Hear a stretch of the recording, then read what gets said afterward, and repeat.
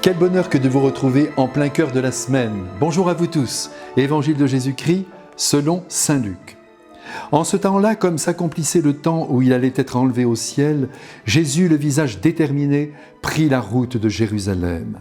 Il envoya en avant de lui des messagers.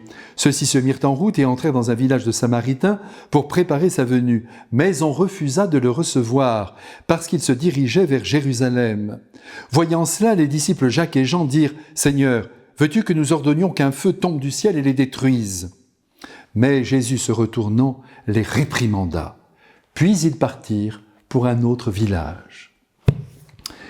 Mes frères bien-aimés, pour bien profiter de ce passage d'évangile, il faut se rappeler que les Samaritains ne professaient pas le judaïsme officiel. Ils étaient aux yeux de la synagogue des hérétiques, si vous voulez, des sectaires, qui refusaient la tradition orale des rabbis. En outre, ils refusaient aussi Jérusalem comme centre névralgique de la foi juive, et ils lui préféraient le mont Garizim, à leurs yeux, lieu sacré, qui s'élevait d'ailleurs sur la terre de Samarie, cité d'ailleurs plusieurs fois dans la Torah. Ceci bien en place en nos esprits, nous suivons le Christ qui, accompagné de ses apôtres, se dirige vers Jérusalem pour y trouver la mort. Et je note avec vous qu'il y monte avec courage, sachant pourtant le drame qui l'attend. Eh bien, il y a là, je crois, un premier enseignement qui doit venir nous bouleverser, jusqu'à renverser en nous cette fameuse tiédeur, et puis même nos silences coupables, nos peurs, quand un événement douloureux se dresse à l'horizon et appelle notre bonne volonté, notre ardeur, et même notre défense, s'il s'agit de défendre quelqu'un.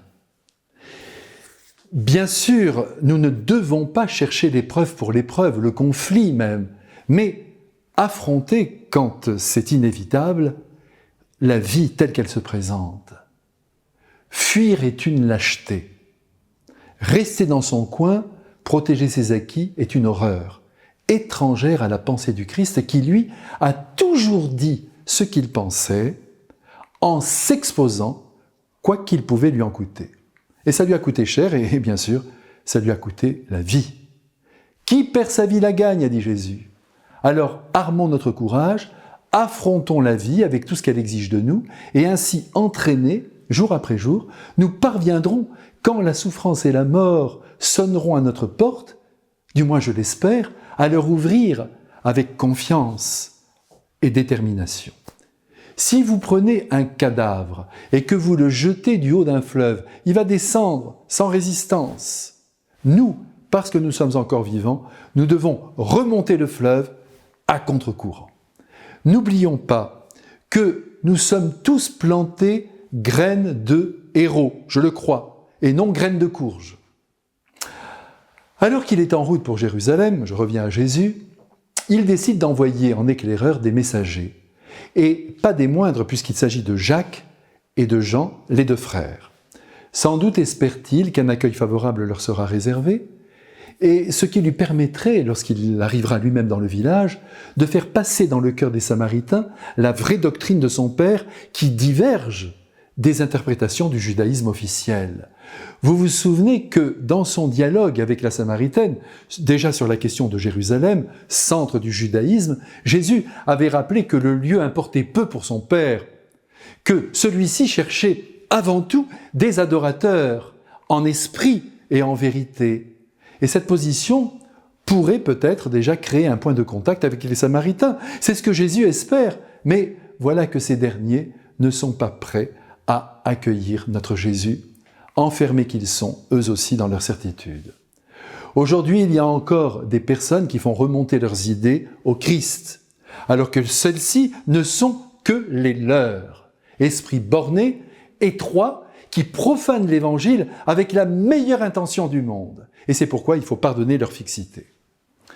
De leur côté, Jacques et Jean, en voyant que leur Christ est refusé, ont envie d'exterminer le peuple samaritain en faisant tomber le feu du ciel. C'est incroyable.